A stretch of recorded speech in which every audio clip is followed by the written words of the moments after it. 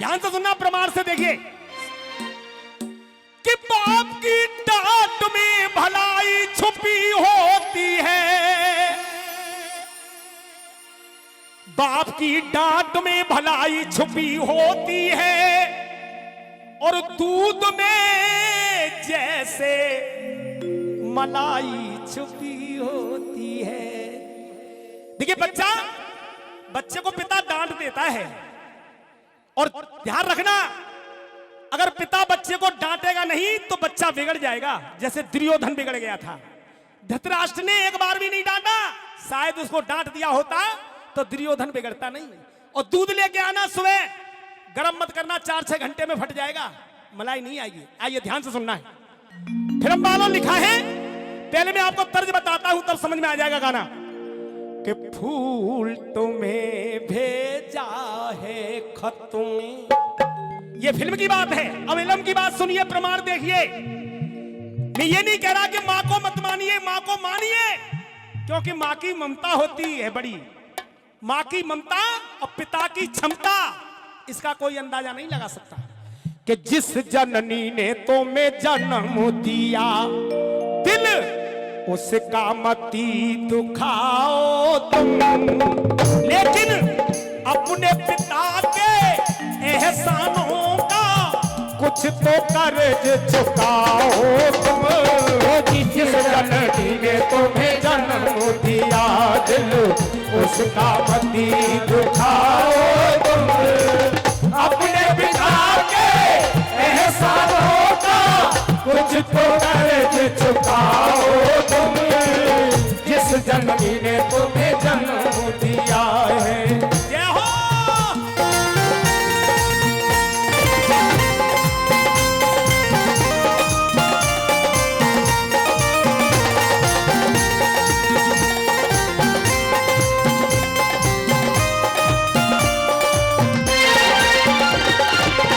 और आइए ध्यान से सुनना है। देखिए केकई राम की मां थी, केकई राम की मां थी, भले ही सौतेली थी लेकिन मां थी।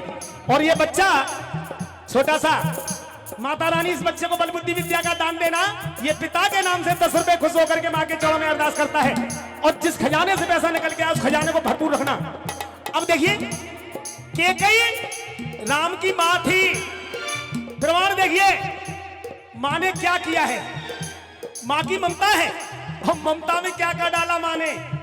माता होकर केकई ने वनवास राम को मांग लिया, वनवास। माता होकर केकई ने वनवास राम को मांग लिया। आप सोचोगे केकई सौतेली थी, असली मां को भी देखो, अकेली केकई गुनहगार नहीं थी, कौशल्या भी थी। कौशल्या ने कहा था बेटा राम, अगर पिता ने कहा है बन जाने के लिए तो मत जाना, अगर मां ने कहा है तो बेटा रुकना मत। कौशल्या ने अपना बेटा रो रो के बनु विदा किया, रो रो के बनु विदा किया, रो रो के बनु विदा किया। एक मां ने बेटा बन भेज दिया, मरी नहीं मां, जिंदा बैठी नहीं तीनों की तीनों। लेकिन पिता को इतना दुख बैठा, पुत्र के गम में दशरथ ने इन प्राणों को ही। पिता को इतना दुख बैठा कि पुत्र के गम में मर ही गया, और मां तीनों की तीनों विधवा बैठी रही। या मां बड़ी हुई कि पिता, तो हाथ उठाओ पिता के लिए, दोनों हाथ उठाइए और ताली बजाइए कहिए पिता के लिए। माता के संग पूज्य पिता को, माता के संग पूज्य पिता को, हंस हंस गले लगाओ तुम। अपने पिता के एहसानों का कुछ तो कर्ज चुकाओ तुम। जिस जननी ने तुम्हें जन्म दिया है। जय हो।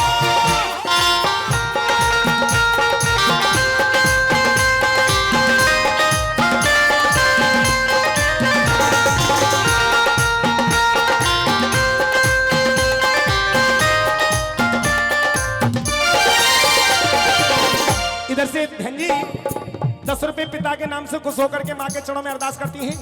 देखिए इसी भजन को मैं फरीदाबाद में गा रहा था। मैंने पूछा पिता का स्थान ऊंचा होता है या माँ का, जैसे हमारे भैया जी कह रहे थे माँ का। मैंने पूछा कैसे बता सकते हो, तो उस बच्चे ने कहा कि मैं बता सकता हूं, फरीदाबाद की बात है। मैंने पूछा माँ का स्थान ऊंचा होता है या पिता का, कहने लगा माँ का। मैंने बेटा बता सकते हो माँ का स्थान ऊंचा होता कैसे है, बोले बता सकता हूं। मैंने बताना जरा। मेरे पास में आके बोला कि माँ इसलिए बड़ी है कि बच्चे को 9 महीना पेट में रखती है, पेट के अंदर रखती है। मैंने कहा तो बेटा तेरी मम्मी तुझे पेट में रख के पियर से ही ले आती, पिता की क्या जरूरत थी। अरे पेट में रख सकती है तो पियर से ही रख के ले आती तुझको। आइए सुनिए। अरे माता देती जन्म मगर जीवन का पिता ही दाता है।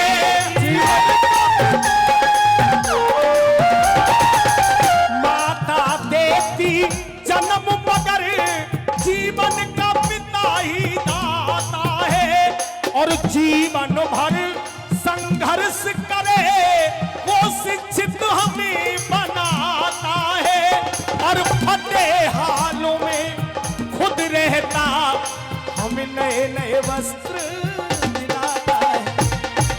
खाली भजन गाने से, झांकियां देखने से आपकी मनोकामना पूरा नहीं होगी। सच्चा जागरण यह है जिन्होंने हमें जन्म दिया है हम उनकी पूजा करते हैं, जिनको हमने बनाया है।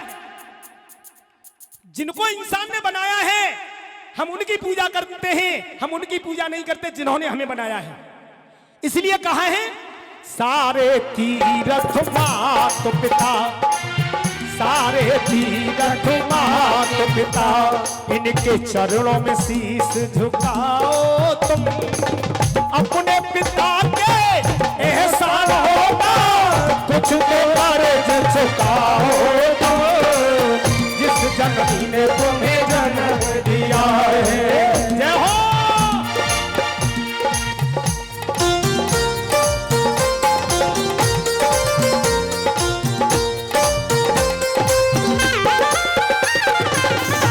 आखिरी लाइन सुनिए।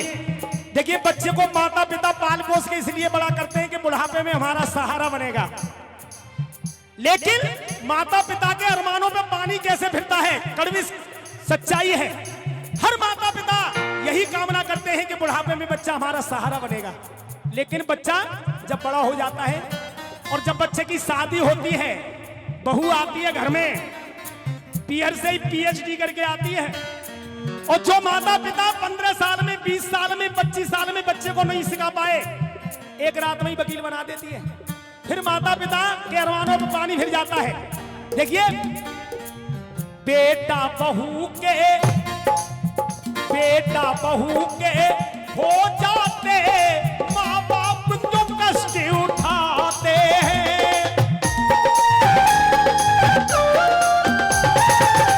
बेटा बहू के हो जाते माँ बाप जो कष्ट उठाते हैं, और ऐसे बेटे भरी सभा में जीते जी मर जाते हैं।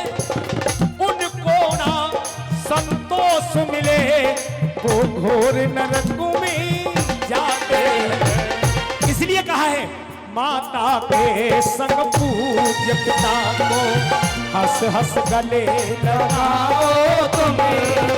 अपने पिता के एहसान होगा कुछ तो कर्ज चुकाओ तुम, जिस जननी ने तुम्हें